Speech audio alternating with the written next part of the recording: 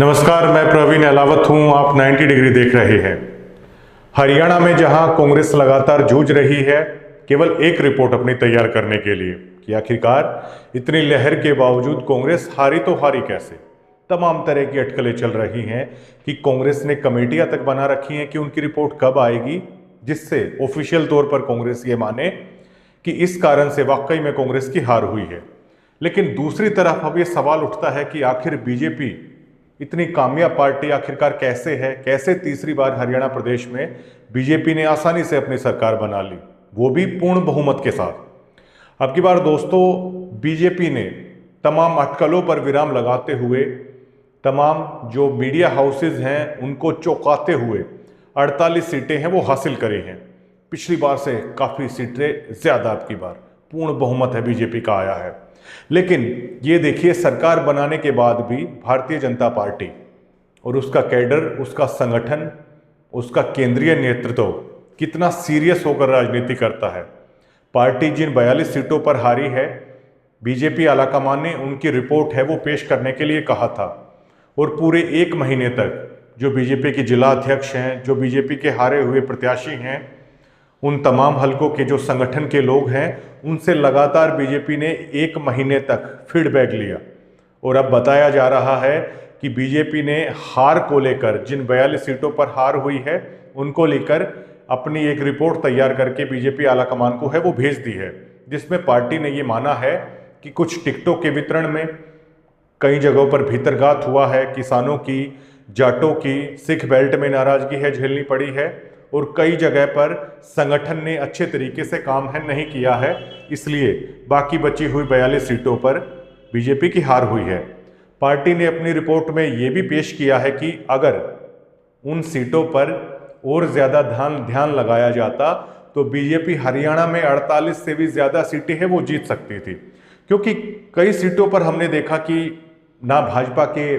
केंद्रीय नेतृत्व के बड़े नेता या हरियाणा प्रदेश के नेता ही हैं वो आए हों, बल्कि उन सीटों को बिल्कुल दरकिनार सा कर दिया गया था। जैसे उदाहरण के तौर पर बेरी में बीजेपी ने कोई खास कोशिश है वो नहीं की,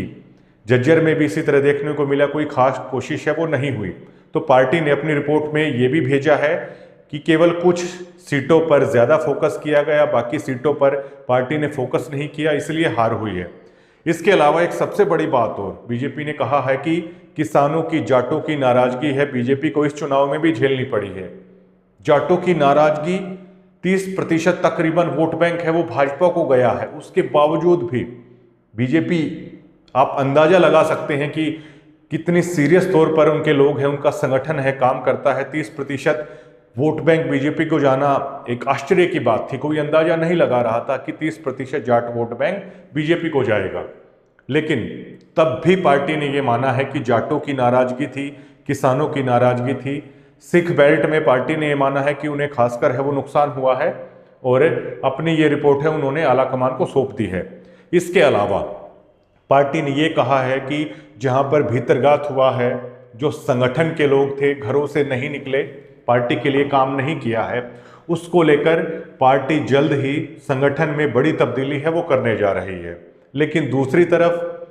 बच्चा ये जानता है कि कांग्रेस की हार के कारण क्या रहे, लेकिन कांग्रेस में केवल लीपापोती चल रही है। दोनों पार्टियों में एक बड़ा अंतर, एक बड़ा बदलाव है। ये देखने को मिलता है कि कांग्रेस जिस चीज पर पहुंचने के लिए बहुत सारा समय या सालों का भी समय है वो ले लेती है, लेकिन भाजपा उसी चीज को कांग्रेस से पहले करती है। शायद जो बेहतर परिणाम भाजपा हासिल करती है वो उनके, कांग्रेस के और बीजेपी के काम करने के तरीकों से आसानी से पता चल सकता है। कांग्रेस लगातार अपने संगठन की कमी से है हरियाणा प्रदेश में जूझती रही। दोस्तों, अगर जितनी बेहतर स्थिति में हरियाणा विधानसभा चुनाव में कांग्रेस थी, अगर इस स्थिति में आम आदमी पार्टी होती, इनेलो होती, या मान लीजिए अब की बार तो बिल्कुल डैमेज हुआ जेजेपी को, अगर जेजेपी भी अगर इस स्टेज में होती जिस स्टेज में कांग्रेस थी, तो आप यकीन मानिएगा वो पार्टियां हैं वो सत्ता में होती। लेकिन संगठन ना होने के कारण कांग्रेस ने एक जीती हुई बाजी को अपने हाथ से है वो फिसलने दिया। अब कांग्रेस में जहां अंतर्कलह मची हुई है, आज विधानसभा का सत्र था बिना नेता प्रतिपक्ष के, कांग्रेस पार्टी ने उसमें भाग लिया वहीं दूसरी तरफ जो बीजेपी के प्रदेश अध्यक्ष हैं मोहन लाल बड़ोली, वो आज 13 तारीख से 21 तारीख तक पूरे हरियाणा के अपने दौरों पर रहेंगे, जहां पर बीजेपी ने अपना अभियान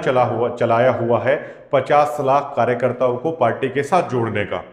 दोस्तों देखिए, कोई भी पार्टी से लोगों को जोड़ना पड़ता है, लोग खुद नहीं जुड़ते हैं, बल्कि उसके लिए पार्टी को मेहनत करनी पड़ती है, संगठन को बूथ लेवल तक मजबूत करना पड़ता है, तब कहीं जाकर पार्टी के सदस्यता अभियान से हैं लोग जुड़ते हैं। लेकिन दूसरी तरफ अगर आप कांग्रेस की बात करें